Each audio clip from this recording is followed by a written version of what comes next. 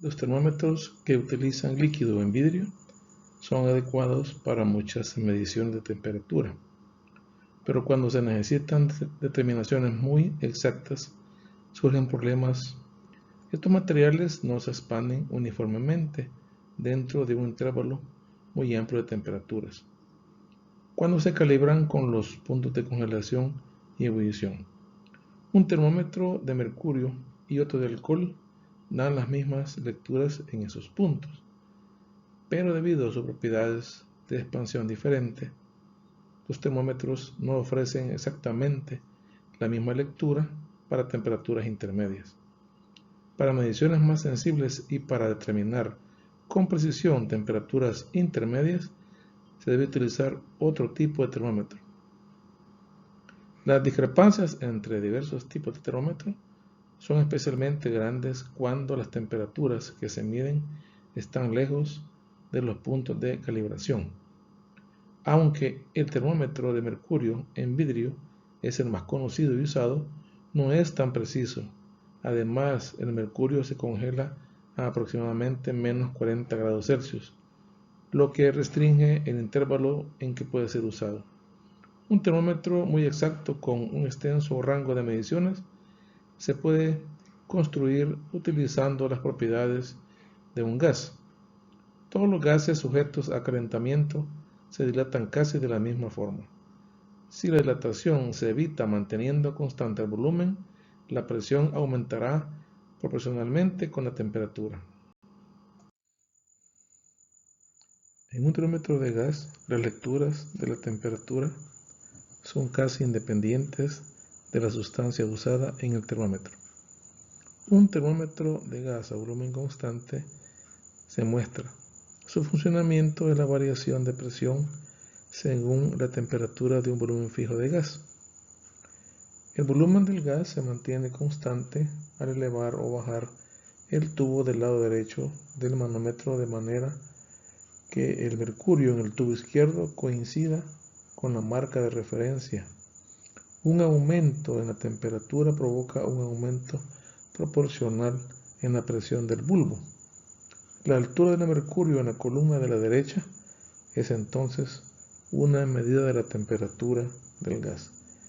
Este termómetro da los mismos resultados para todos los gases en el límite en que la presión del gas en el bulbo se reduce hacia cero. La escala resultante sirve como base para una escala de temperatura. Cuando fue inventado, el termómetro de gas a volumen constante fue calibrado usando los puntos de fusión y el de ebullición del agua. La gráfica que se muestra es de presión contra temperatura y es el resultado del experimento del termómetro de gas a volumen constante. Como ustedes ven, es una línea recta, que es igual a Y igual a mx más b. Supongamos que las temperaturas se miden con varios termómetros de gas que contienen gases diferentes. Los experimentos realizados demuestran que las lecturas del termómetro son casi independientes del tipo de gas que se utilice. Mientras la presión del gas sea baja, la temperatura esté bien arriba del punto en el que el gas se licúa. Esto significa que el gas pase a líquido. Al extrapolar las curvas de la figura hacia temperaturas negativas, se encuentra un resultado sorprendente. En todos los casos, cualquiera que sea el tipo de gas o el valor de la presión inicial, la presión se extrapola a cero cuando la temperatura es de menos 263.15 Celsius. Además, la presión cero sería el vacío perfecto. Esta temperatura debe representar el límite más bajo para procesos físicos. Por lo tanto, se define esta temperatura como cero absoluto. El cero absoluto es utilizado como base para la escala Kelvin de temperatura. El tamaño de un grado en la escala Kelvin, llamado Kelvin, es idéntico en tamaño de un grado en la escala Celsius.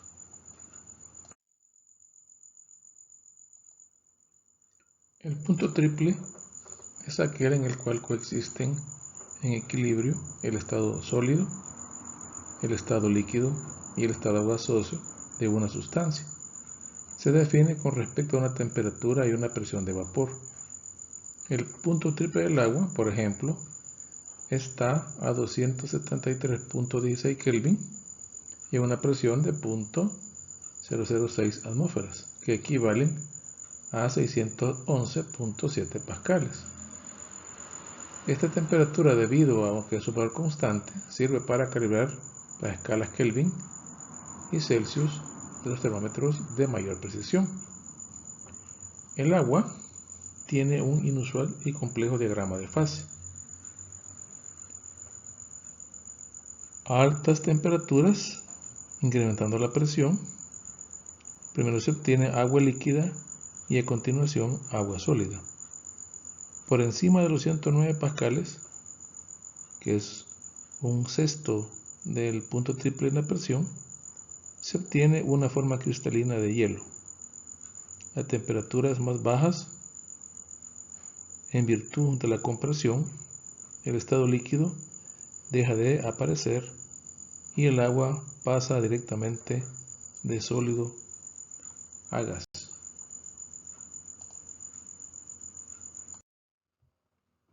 Este es el diagrama para el punto triple del CO2 o hielo seco. Observamos el diagrama de fase del CO2 que es posible obtener CO2 líquido a presiones mayores a 5.11 atmósferas y a temperaturas por encima de los menos 56.6 grados Celsius, con el límite de 31 grados Celsius, que es el punto crítico. Esto significa que el CO2 no se puede licuar por encima de esa temperatura independiente del valor de la presión. Acá se muestran las tres escalas de temperatura más utilizadas: Fahrenheit, Celsius y Kelvin, señalando para todas ellas el punto de congelación del agua y el punto de ebullición del agua a una atmósfera de presión. Las escalas Fahrenheit y Celsius presentan temperaturas negativas, mientras que la escala Kelvin solamente positivas, por eso se llama escala absoluta. Estas escalas de temperatura, tanto Celsius, Fahrenheit y Kelvin, tienen una relación entre ellas, como se muestra a continuación. Estas relaciones se establecen tomando en cuenta la escala en particular en el caso de Celsius, menos la temperatura de congelación en escala Celsius del agua. Y eso está dividido entre 100 divisiones entre la congelación y ebullición del agua. Y ese mismo principio se utiliza para crear la conversión para la escala Fahrenheit y también para la escala Kelvin. Acá se muestra otra de las escalas de temperatura absoluta, que es la Rankine, más que todo utilizada en Europa. Igual que la Kelvin, no tiene valores negativos y tiene similitud con la Fahrenheit, porque entre el punto de congelación y ebullición del agua hay 180 grados o divisiones. Ahí se muestra la relación que tiene esa escala con respecto a la Kelvin para hacer conversiones entre las dos temperaturas absolutas o también para hacer conversiones entre Rankine y Celsius o Fahrenheit.